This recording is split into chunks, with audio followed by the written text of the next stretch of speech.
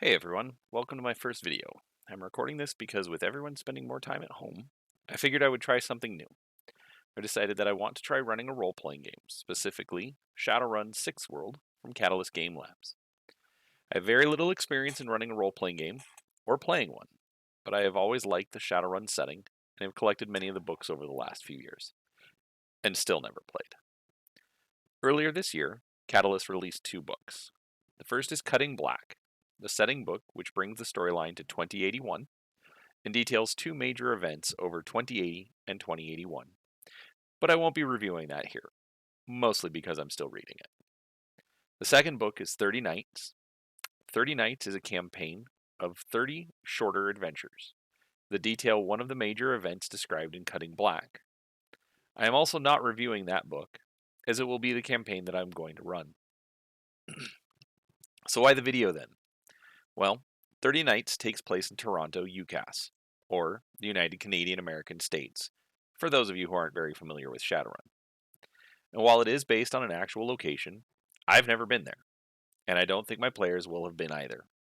So I thought I would put together some videos talking about the locations listed in 30 Nights and finding some information about them currently, and then add in some information from the campaign book as well. I do hope you find it interesting, and if you're running 30 Nights, I hope it helps you and your players as well. Feel free to give it a like and subscribe, as I'll be doing multiple videos in more easily digestible chunks. Also, I do hope to get better at this, so hopefully the videos won't be as bad down the road. Thanks for watching. So, figured I would put a little bit more of a scripted intro together, so it would make a little bit more sense. But, as you can see here, we have the cover to Shadowrun 30 Nights. We've obviously got some sort of a magic user here on the cover. Probably about to have a bad time, but she looks happy about it, so probably not too bad. As I stated in the intro, this is from Catalyst Game Labs. And I wanted to take a second and I wanted to read off the introduction here. In 1977, the power in New York City went out for 25 hours. Parts of the city were ravaged by riots and looting. By some estimates, more than 1,000 fires were set and 1,600 stores were looted. One observer noted that the underclass in a crisis feels no compulsion to abide by the rules of the game because they find the normal rules do not apply to them. In Sixth World Toronto, the entire rulebook is about to be thrown away. The power is going to go off, not for 1 or 2 days, but for 30. The backstory behind what is happening and why can be found in Cutting Black, which can inform a campaign but is not needed to run the game. The chaos and suffering will be considerable. People will have to find a way to adapt, inventing new social structures on the fly that can help them get supplies they usually take for granted, like food and water. They'll have to live with no matrix and limited transportation options. Along with the increased difficulty of day-to-day life, there will also be a host of new threats as people go missing, gangs try to use the chaos to expand their reach, and escaped critters roam the streets. This is where the runners come in. There will be plenty of work to be done, from finding missing people, to combating gangs, to recovering supplies and more. As the blackout gets longer, the chances to uncover mysterious information and dig into what's going on behind the scenes extend, giving them hints as to what caused the extended power outage. So, I originally picked up this book at the very beginning of April, and as I started reading that, April 2020, as I started reading that, with everything that we've got going on, um, you know, not that I'm scared, not that I'm worried, but it was kind of ironic that a game that came out or a campaign that came out in January um, was kind of touching on all of the themes that suddenly we're all facing on a day-to-day basis. So, um, like I said, with the fact that we're all stuck at home, I figured I would try something a little different, step way outside of my comfort zone, and hopefully have some fun with my friends in the process. So, uh, let's see. So we're gonna skip over the fluff, which I haven't read that. I've mostly skipped over to the actual stats about the city. Um, I wanted to start here with the vital statistics about Toronto. Uh, in the sixth world, Toronto has a population of about 3,683,000. Uh, Now, I do not know if that is metropolitan Toronto or if that is the city itself. But I did look up, and as of 2019, um, Toronto currently has a population of 6,139,000 in the metropolitan area. So, uh, it's clearly shrank, but is still a good sized city. There's a population of about 60% humans, 14% elves, 20% orcs, 4% trolls, and 2% or other. Um, Apparently, not too many dwarves decided to live in Toronto, um, which would then round out the main five meta-human races. Uh, I know that Catalyst has introduced other races over the years that are available as player characters, but with Shadowrun 6 World, it is still just the primary five. The per capita income is about 72,000 new yen. 71% of the population is affiliated with one of the corporations. Uh, about 44% of the population has a high school equivalent education, 24% less than a high school education, 23% college degree, and 9% advanced degrees. So, it seems honestly like a pretty normal, you know, Western civilization city that you would even find today. Uh, I know that Shadowrun has always kind of kept the storyline approximately 60 years in the future. Um, and, while obviously things will change, things are different. Even if you go back 60 years in the past, um, you know, a lot of the things that we have today are still around from those times. I'm in the Phoenix area. There are still hotels and buildings and locations that have been around for the last 60 years. So clearly a lot of this stuff is going to be around 60 years in the future. So we're going to start off with downtown or old Toronto. Give me a second. Let me change up my windows.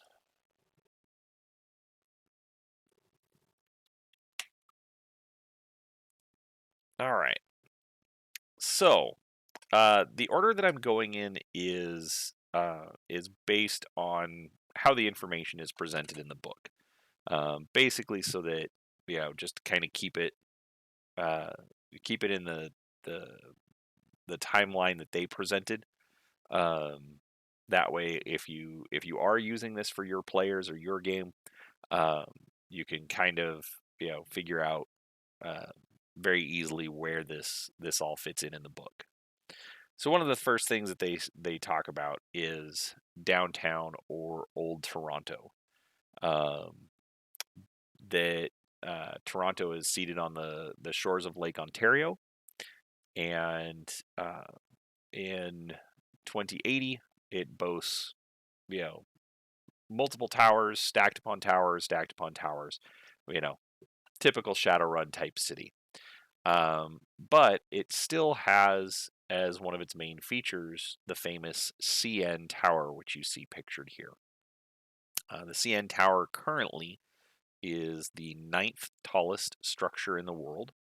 Um, while it was being constructed in 1975, it was actually, for a time, the largest structure in the world. It is 553 meters tall, features a glass floor and a revolving eatery with panoramic views. The CN stands for Canadian National, or the Canadian National Railway, who was the original builder. Basically, they just wanted a big building to show off, how important they were.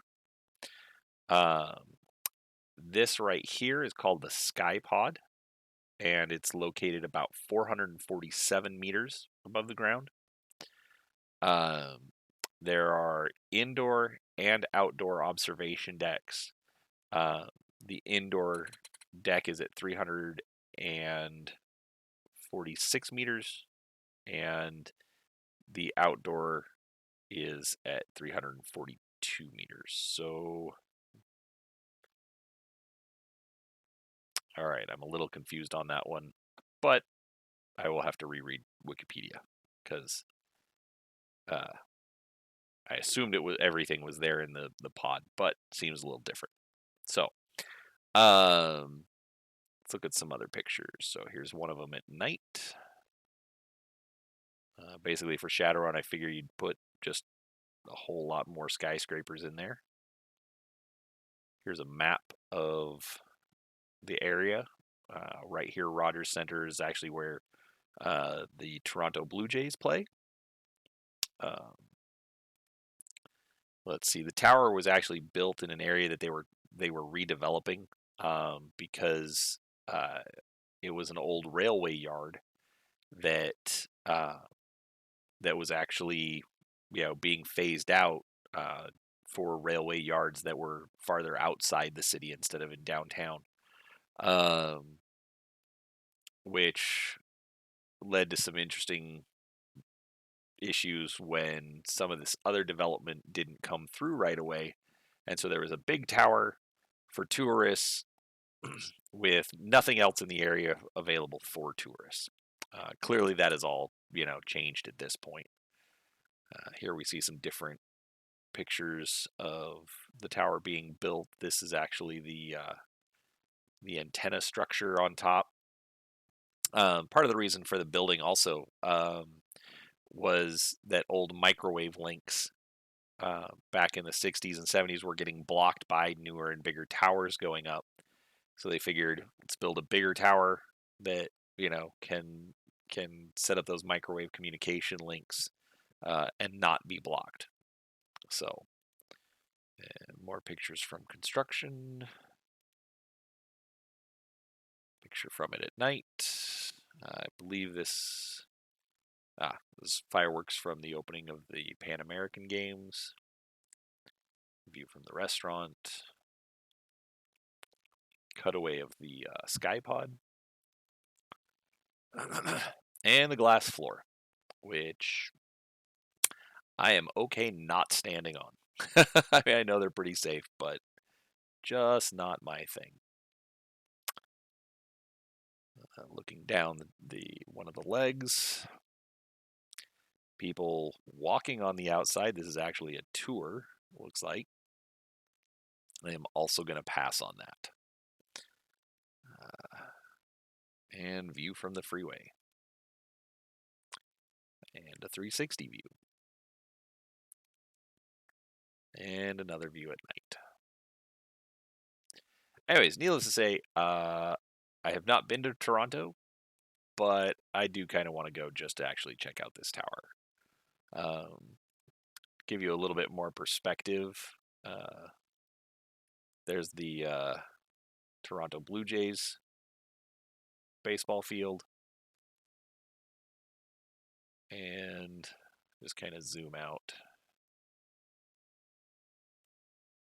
And here you've got the Canadian side of Lake Ontario. Keep zooming out.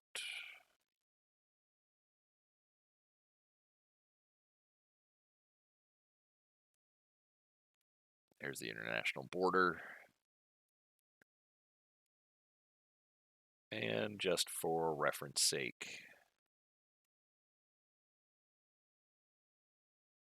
we then have Niagara Falls. So not too far away from there.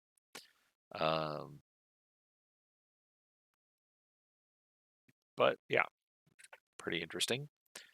So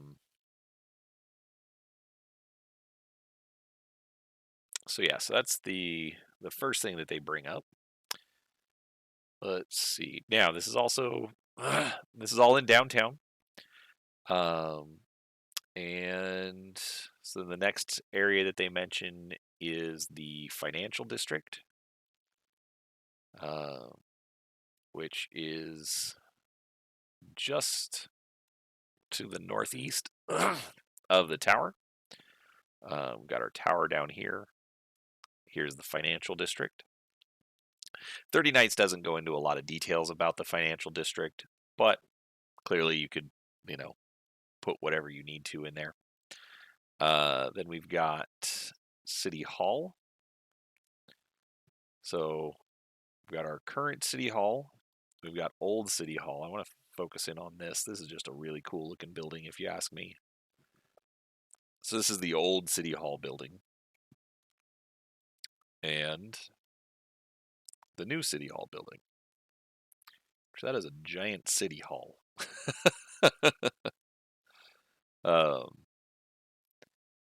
Remember, the City Hall in the town that I grew up is clearly not that big. Picture of it lit up at night. More pictures of the old City Hall. That is a gorgeous building.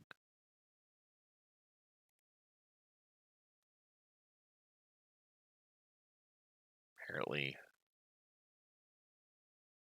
Star Trek was filmed in the area, I guess. I have not watched Discovery yet.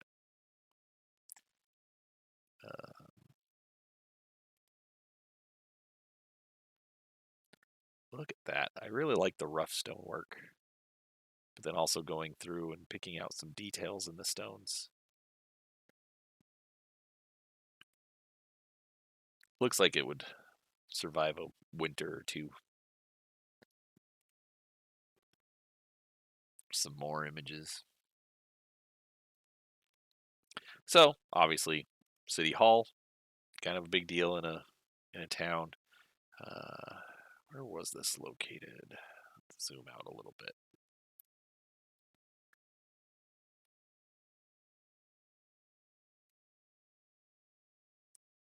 All right, so it looks like it's just north of the financial district. So let's see. Then we've got our entertainment district, which includes CN Tower, Rogers Center, Roy Thompson Hall, plenty of hotels, the aquarium. So again, what you'd find in an entertainment area downtown. All right, then the next section we've got is Cabbagetown. This is a mixed class neighborhood in northeast downtown. Largely features semi-detached Victorian houses and is recognized as the largest continuous area of preserved Victorian housing in all of North America, according to the Cabbagetown Preservation Association. And then the last place I wanted to talk about on this video is just over here on the right, which is the Toronto necropolis. So this is just a very large cemetery. It was actually originally opened in 1950 to replace the Strangers Burying Ground, or more commonly known, at least the term that I'm familiar with, is Potter's Field, where they would bury, the poor and those that, were abandoned. And for Shadowrun, they change this up so that it is actually rumored to be a ghoul hive. Um, and uh, you know, obviously, you know, different spirits, different things, um, for the magic users, kind of going off in this area. So, but needless to say, some interesting things that I didn't know. Um, One of the things that the necropolis is known for is its Victorian buildings as well. Um, Apparently, you know, people like to use it to go on walks. Not sure I would be big on walking through a seminary for exercise, but you know, definitely looks like a a very pretty and very well kept up area. Uh, there are many prominent Torontonians who are buried here. Uh, so it's also got a bit more, you know, history to it than just, you know, an average cemetery, in my opinion.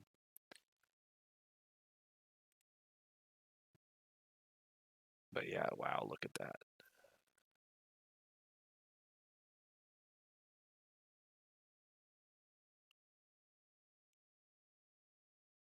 Dedication of the chapel. That's some really cool stained glass.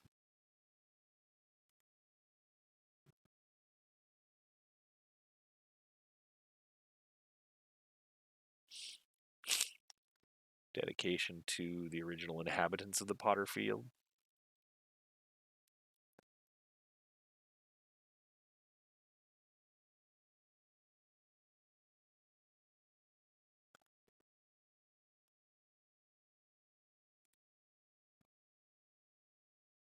Yeah, this is really cool. I would definitely want to check this out if I ever get to go to Toronto.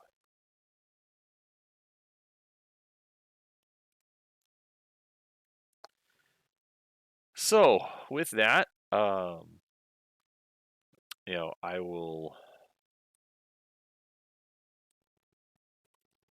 will call it good. But as I said, this is just kind of a little intro to go over some of the different locations, different places located within uh, within Toronto for use with the campaign for 30 nights. Um, Leave any comments if there's anything that we should definitely check out, any locations that you want to point out based off of what we or what I mentioned. Feel free to let me know because I can definitely use all the help that I can get for running my campaign. But I do appreciate you taking a look, and we will see you next time. Thank you.